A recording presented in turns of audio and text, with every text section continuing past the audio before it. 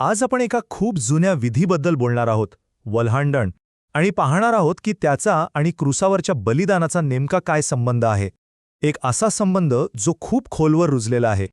ठीक आहे, तर आपण काय काय पाहणार आहोत ते बघूया. एका जुन्या गोष्टीपासून सुरुवात करू, मग त्यातील प्रतीकं समजून घेऊ आणि शेवटी त्याचा खरा अर्थ काय आहे इथपर्यंत पोहोचू.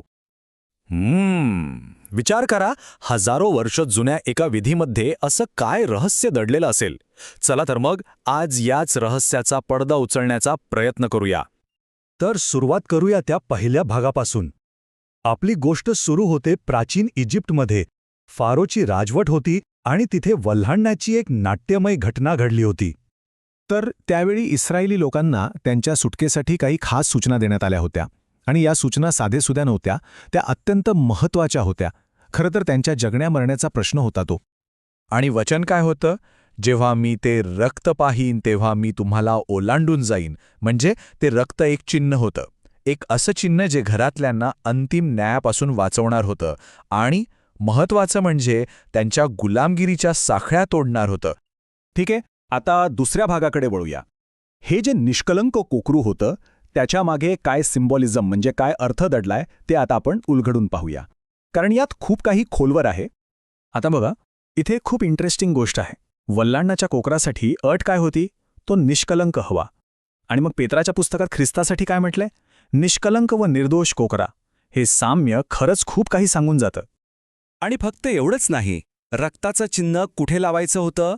दाराच्या चौकटीच्या वरच्या आणि दोन्ही बाजूच्या भागावर. आता जरा विचार करा, क्रूसावर खेळताना जखमा कुठे झाल्या? डोक्यावर काट्यांचा मुकुट आणि दोन्ही हातांमध्ये खिळे. हे कनेक्शन खरंच अविश्वसनीय आहे. आणि या सगळ्या प्रतीकांमुळे आपण एका महत्त्वाच्या मुद्द्यावर येतो, तो म्हणजे वल्हांडणाची ही संपूर्ण घटना ही फक्त एक घटना नव्हती, तर ती एका मोठ्या वास्तवाची, एका अंतिम बलिदानाची फक्त एक सावली होती. तर इस्रायली लोकांचं काय झालं? ते कोकराच्या रक्तामुळे मृत्यूपासून वाचले. हे एक भौतिक सत्य होतं, त्यांच्या डोळ्यासमोर घडलेलं. पण कथा इथेच संपत नाही. हे जे काही घडलं ही एका खूप मोठ्या तारणाची फक्त एक सावली होती, एक झलक होती. आणि हा संबंध नंतर स्पष्टपणे मांडला गेला, जसं करिंथकरांच्या पुस्तकात म्हटलंय, कारण आपला वल्हाडण कोकरा ख्रिस्त याचे बलिदान झाले आहे. म्हणजे ख्रिस्तच तो खरा वल्हाडणाचा कोकरा आहे. आणि यात वेळेचं गणित आणखीनच अचंबित करणारं आहे. बघा, वल्हांडण्याचा कोकरा कधी अर्पण केला जायचा? पहिल्या महिन्याच्या 14व्या दिवशी दुपारी. आणि येशूचा वधस्तंभावर मृत्यू कधी झाला? त्याच दिवशी दुपारी 3 वाजता. ही वेळ हा निव्वळ योगायोग असू शकत नाही. आता हा संबंध स्पष्ट झाल्यावर आपण मुक्तीच्या एका नव्या पातळीवर येतो. ही मुक्ती फक्त शारीरिक गुलामगिरीतून नाहीये, तर ती त्याहून खूप खोल आहे. ती आध्यात्मिक स्वातंत्र्याबद्दल आहे. पण ही नवी मुक्ती नेमकी आहे तरी काय, हे समजून घेण्यासाठी आपल्याला प्रायश्चित्त म्हणजे काय ते बघावं लागेल. प्रायश्चित्त म्हणजे दुसऱ्याच्या पापांची किंमत स्वतः देऊन त्याला वाचवणं. आणि क्रूसावरच्या बलिदानाचा हाच तर केंद्रबिंदू आहे. तर इथे 2 प्रकारच्या मुक्ततेची तुलना होतीये. वल्हांडण्याने काय दिलं? इजिप्तमधल्या फारोच्या शारीरिक गुलामगिरीतून सुटका. आणि क्रूसावरच्या बलिदानाने काय मिळतं? पाप आणि सैतानाच्या आध्यात्मिक बंधनातून सुटका. एक शारीरिक, दुसरी आध्यात्मिक. आणि अजून एक गोष्ट, इस्रायली लोकांनी प्रवासासाठी शक्ती मिळावी म्हणून तो कोकरा खाल्ला होता, बरोबर? त्याचप्रमाणे ख्रिस्ताचं मांस खाणं आणि रक्त पिणं म्हणजे त्याच्या बलिदानात सहभागी होणं हे सार्वकालिक जीवन देतं. वल्हांडणानं भौतिक जीवन दिलं, तर क्रूसावरच्या बलिदानाने सार्वकालिक जीवन. पण थांबा, कथा इथे संपत नाही. मुक्ती मिळाली म्हणजे सगळं संपलं असं नाही.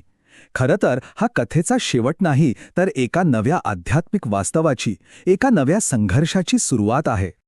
क्रूसावरच्या बलिदानाने सैतानाच्या शक्तीला एक मोठा धक्का नक्कीच दिला, त्याची गती रोखली.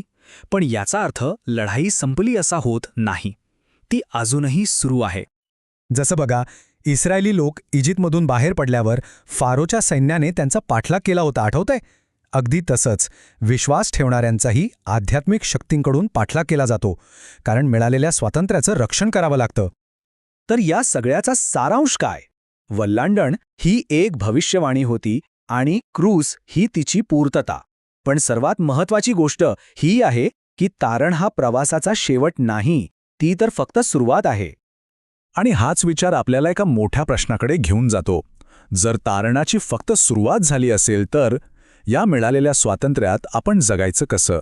यापुढचा प्रवास कसा असणार आहे यावर विचार करायला हवा.